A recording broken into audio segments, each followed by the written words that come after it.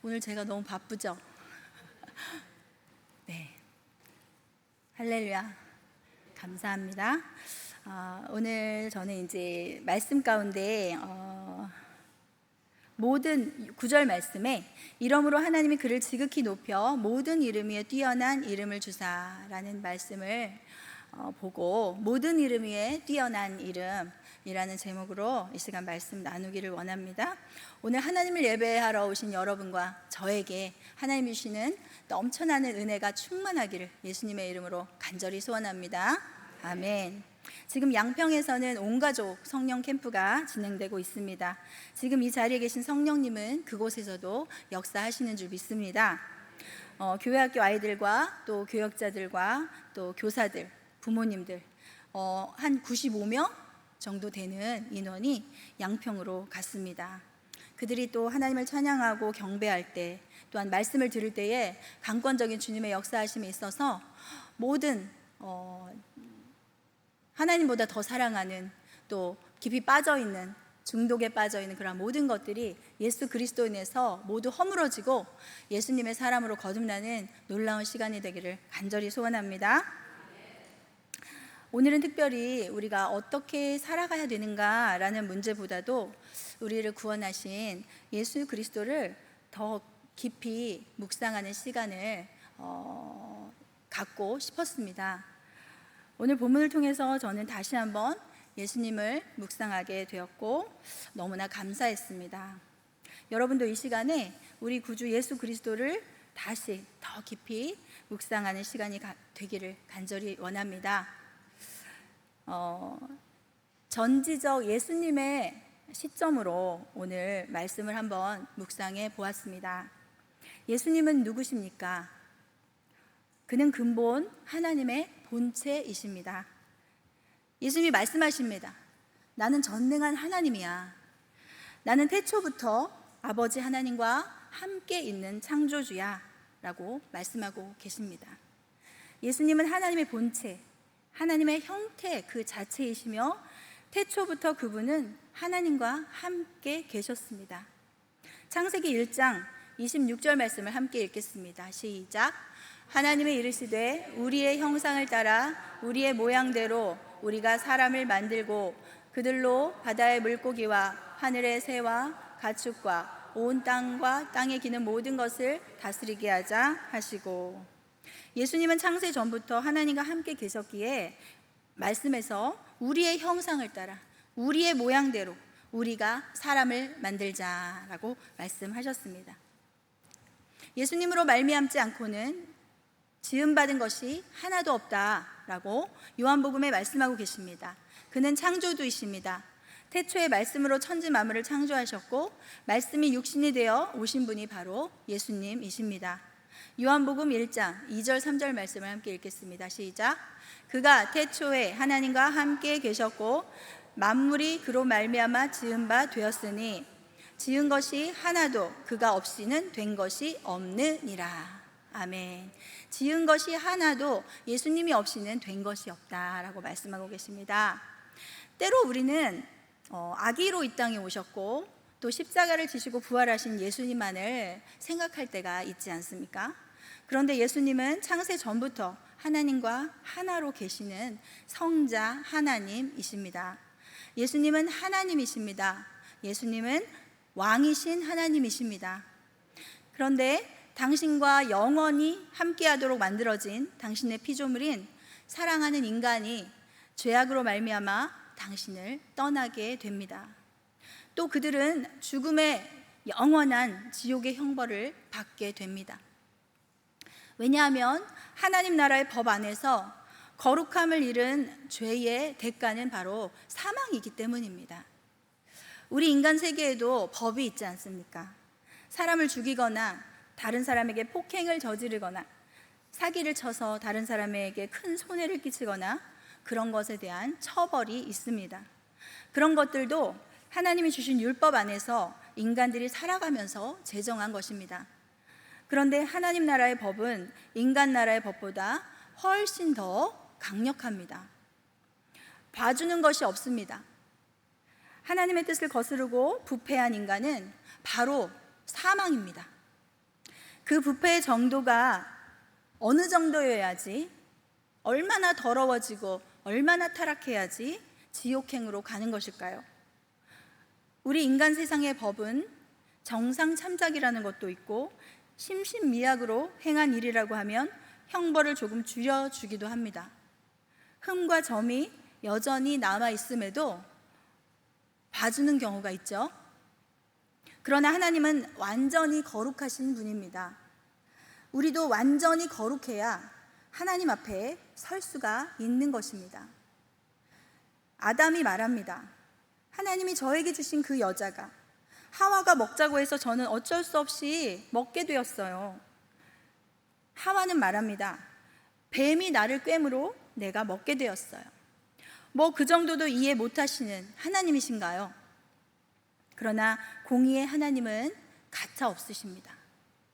의로우신 재판장이신 하나님은 사망의 판결을 내리실 수밖에 없는 것입니다. 혹시 이렇게 생각하지 않으십니까? 나는 하나님 앞에서 언제나 정직하게 살아. 난 주님이 맡겨주신 사명을 잘 감당해. 난 거짓말하는 게 제일 싫어. 늘 정직하게 살려고 노력하는 사람이야. 난 어렵고 가난한 사람을 많이 도와줘. 난 법규를 잘 지켜. 난 내 평생에 하나님께 헌신했어. 그런 생각을 하시지 않으십니까? 그러나 여러분, 비행기를 타고 높이 올라가 보셨습니까? 우리나라에서 가장 높은 백두산이나 옆에 있는 청계산이나 비행기 위에서 내려다보면 똑같습니다. 거룩하시고 영화로우신 하나님 아버지가 보시기에 우리의 모습은 모두 똑같은 죄인이라는 것입니다. 그런데 하나님은 그런 인간을 너무너무 사랑하십니다. 예수님은 그런 모질하고 배은망덕한 인간을 포기하지 못하십니다. 우리를 살리시기를 간절히 원하셨습니다. 찬양 가사에도 있지 않습니까? 나는 이제 보기 원하네. 나의 자녀들 살아나는 그날. 그 찬양 가사는 정말 하나님의 마음을 담은 가사라는 생각이 듭니다. 하나님은 당신이 사랑하는 죄로 물든 인간들을 살리시기를 원하십니다. 사망을 얻게 된 우리에게 생명을 주시는 것, 우리를 다시 살리시는 것, 하나님의 간절한 소원이셨습니다. 하나님이신 예수님의 간절한 소원이셨습니다. 하나님은 공의의 하나님이십니다. 그래서 거저 생명을 주실 수가 없으신 것입니다. 거저 죄 없다고 심판하실 수 없으신 것입니다. 죄의 대가는 반드시 치루어져야 하는 것입니다. 죄의 대가는 사망을 통해서 반드시 치루어져야 하는 것입니다. 로마서 6장 23절 말씀 함께 읽어보시겠습니다. 시작. 죄의 삭은 사망이요 하나님의 은사는 그리스도 예수 우리 주 안에 있는 영생이니라. 아멘. 히브리서 9장 22절 말씀이요. 율법을 따라 거의 모든 물건이 피로써 정결하게 되나니 피 흘림이 없은즉 사함이 없느니라. 아멘. 그 사망을 하나님이 대신 담당하시기 위해서 죄인의 모양으로 오신 분이 바로 예수님이십니다. 하나님 아버지의 뜻에 순종하는 것은 또한 성자 예수님의 하나님 아버지를 향한 사랑입니다. 그래서 예수님이 오신 것입니다. 하나님의 본체이신 분이 자신의 모든 왕권을 내려놓으셨습니다. 이 세상을 섬기고 자기 생명을 내어주기 위해서 인간으로 낮고 천한 종의 모습으로 세상에 오셨습니다. 그분은 왕이셨지만 종이 되셨고 종의 모습을 제자들과 세상 사람들에게 보여주셨습니다. 구약에서 죄를 짐승에게 전가하여 그 짐승의 각을 뜨고 피를 쏟고 태워서 번제로 드려 죄사함을 받았던 것처럼 예수님이 어린 양이 되셔서 우리의 모든 죄를 짊어지시고 십자가에서 피 흘려 죽으심으로 우리를 구원하시는 구속 사역을 완전히 다 이루어 주셨습니다. 그것은 우리를 하나님 품으로 나아갈 수 있도록 하기 위함이었습니다. 우리의 모습으로는 하나님께 나갈 수 없기 때문입니다. 완전히 거룩해야만 하나님께 나아갈 수가 있기 때문입니다. 완전히 깨끗해야만 하나님께 나아갈 수 있기 때문입니다. 조금이라도 흠이 있다면 우리는 하나님께 나아갈 수가 없는 것입니다. 그런데 우리의 힘으로는 어떻게 100% 깨끗해질 수가 없습니다. 우리의 모습은 이렇습니다.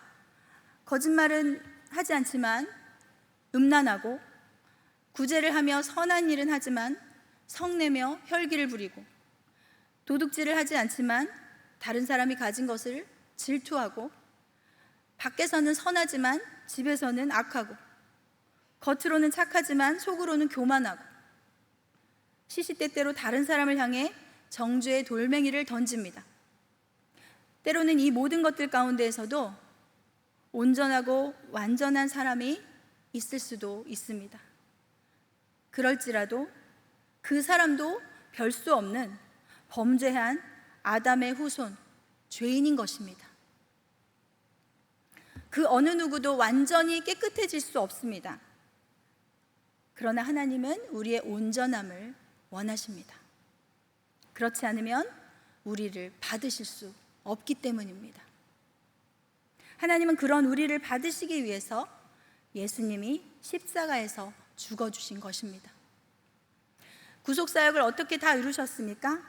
죄인의 모습을 입으셨습니다. 사람의 모양으로 나타나셨습니다.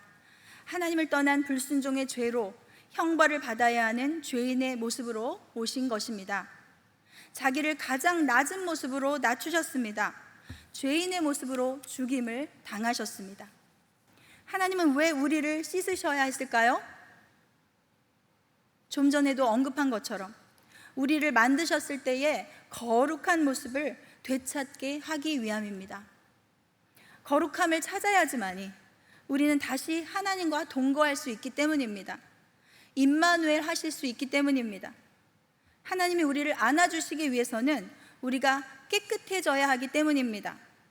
깨끗하신 하나님은 더러운 우리를 받고 싶어도 받아주실 수가 없기 때문입니다. 우리를 너무 사랑하시는 그 아버지 하나님의 뜻에 성자 하나님이신 예수님께서 죽기까지 복종하신 것입니다.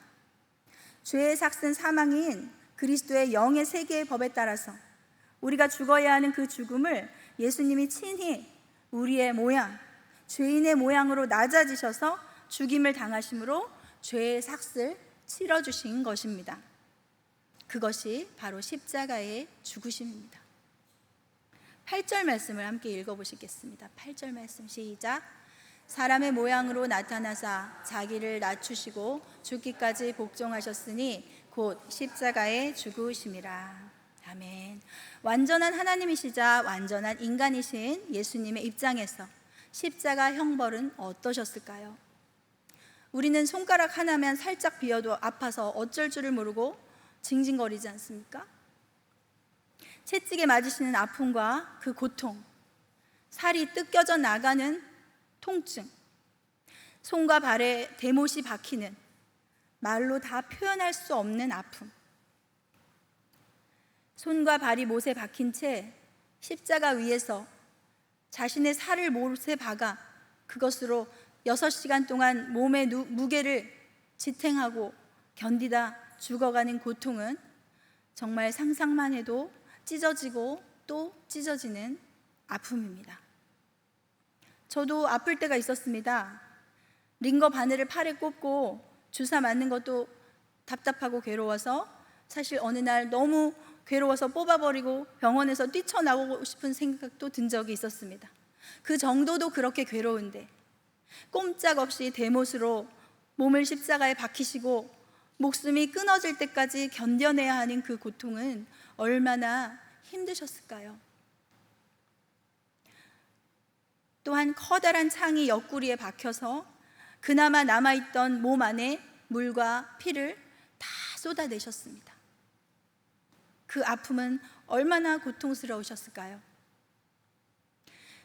하나님 아버지와 단절되고 지옥을 경험하는 것이 얼마나 큰 고통이었는지 그 고통을 예수님은 이렇게 표현하셨습니다.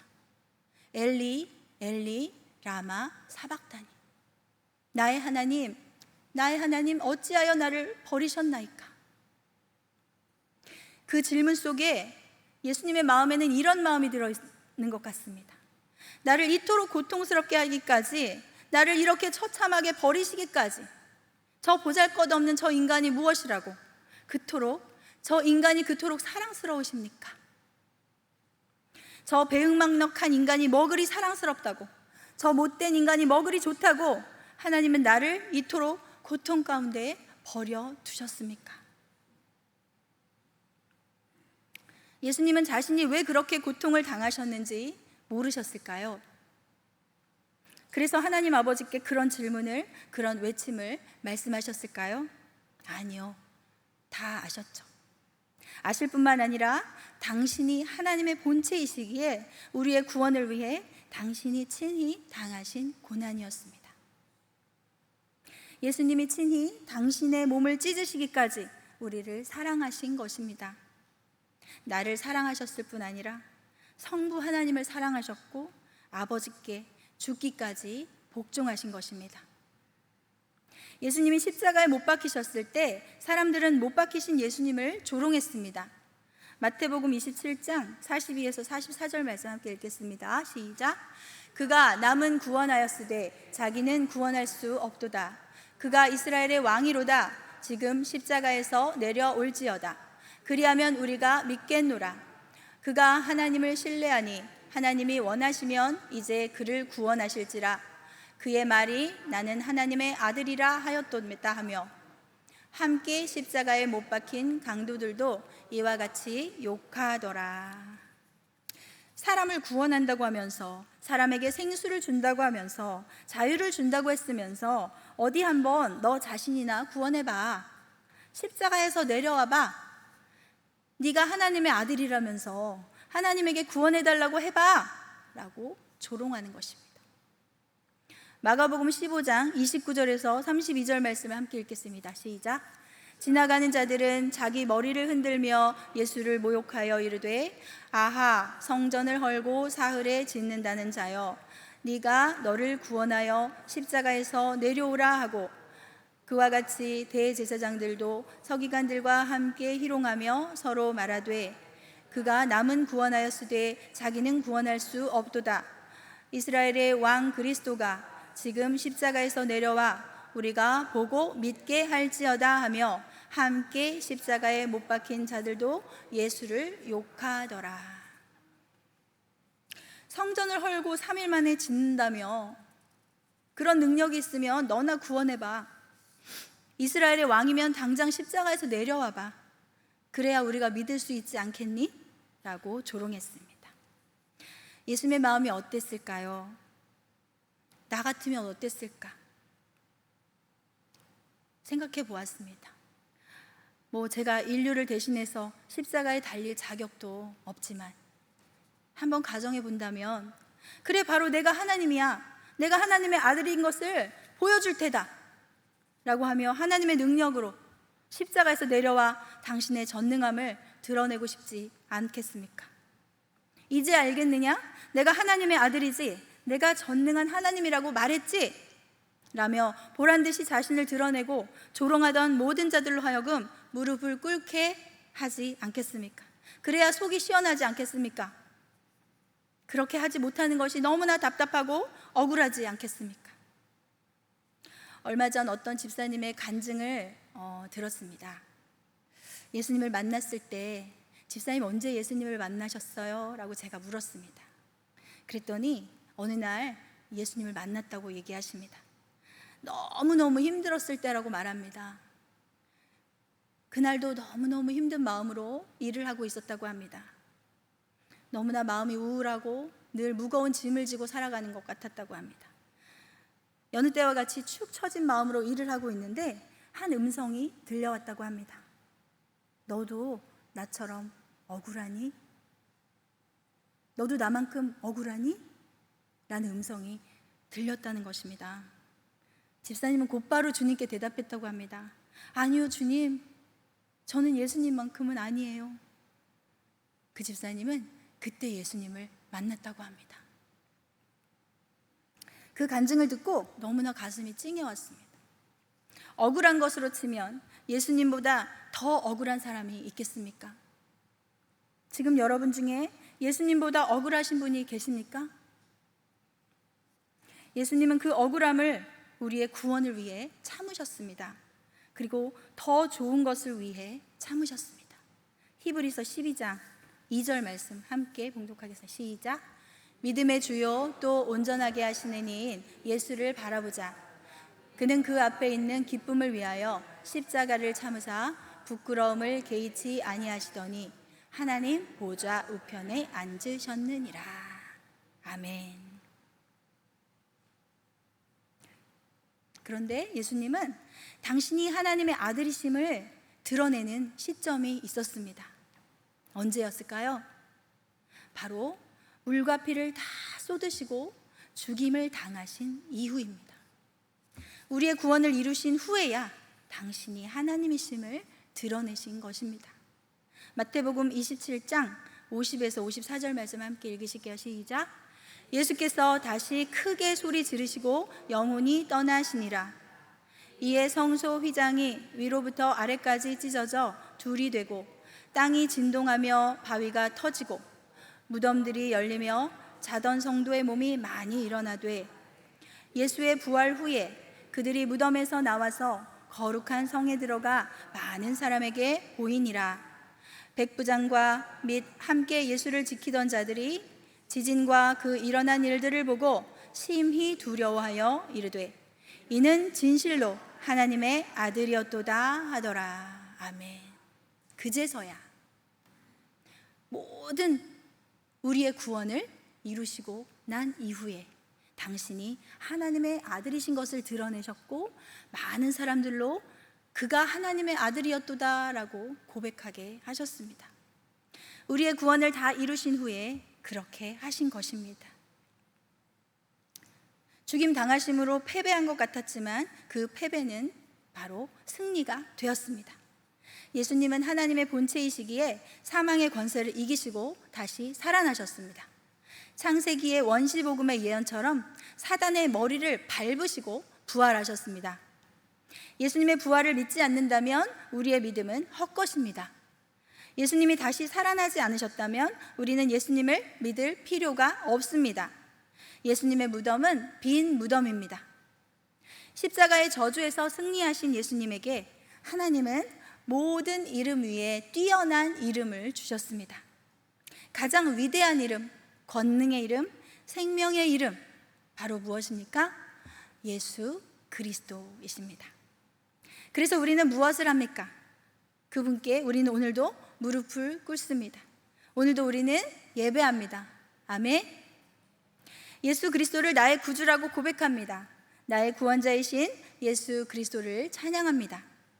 모든 입이 예수 그리스도를 주라 시인하게 되었습니다. 지금 이 시간에도 이 나라 곳곳에서 교회들마다 양평 온가족 성령 캠프 가운데에서도 저 북한 땅의 지하 교회에서도 세계 곳곳에서 예수의 이름이 찬양을 받으시고 높임을 받으시고 계십니다. 할렐루야. 아멘. 오늘은 그 이름만을 묵상해 보기를 원했습니다. 그런데 말씀을 묵상하다 보니까 생각이 듭니다. 그렇다면 우리는 어떤 마음을 품어야 하겠습니까? 사도 바울은 오늘 본문은 사도 바울이 옥중에서 쓴 편지인데요. 옥중에서 교회의 열심 일꾼들인 유오디아와 순두개가 다툰다는 소식을 들었습니다.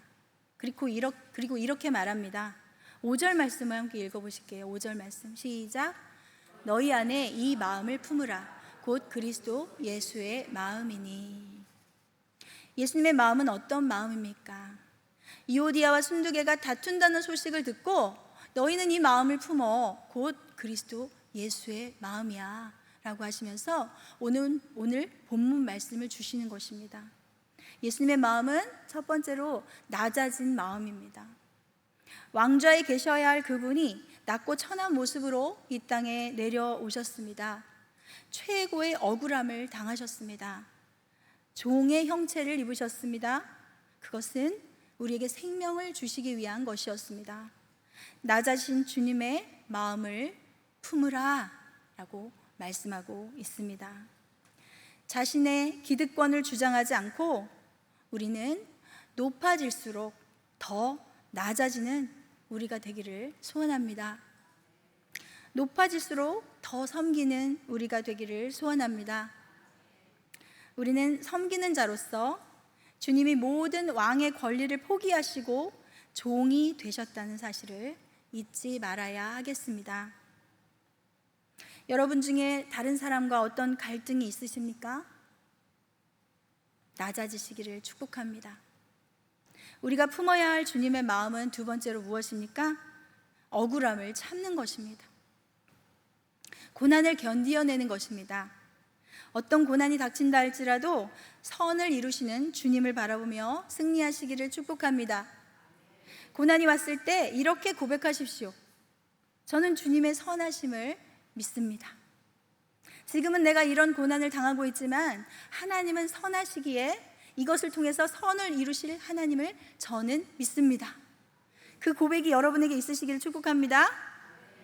이 고난이 나에게 축복이 될 것을 믿습니다 라고 기도하며 승리하시기를 축복합니다. 히브리서 12장 2절 말씀 다시 한번 우리가 읽어보도록 하겠습니다. 시작. 믿음의 주요 또 온전하게 하시는 이인 예수를 바라보자. 그는 그 앞에 있는 기쁨을 위하여 십자가를 참으사 부끄러움을 개의치 아니하시더니 하나님 보좌 우편에 앉으셨느니라. 아멘, 아멘. 특별히 우리가 복음으로 말미암는 고난은 더 큰 영광을 가져옵니다.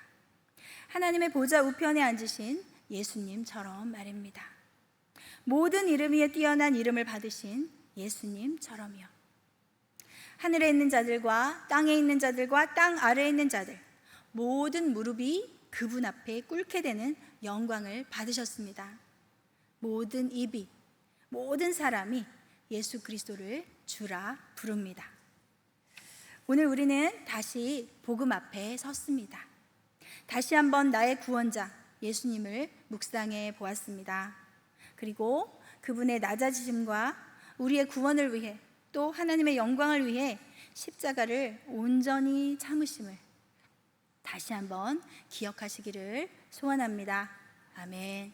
오늘 본문 말씀을 다시 한번 읽겠습니다. 오늘 본문 말씀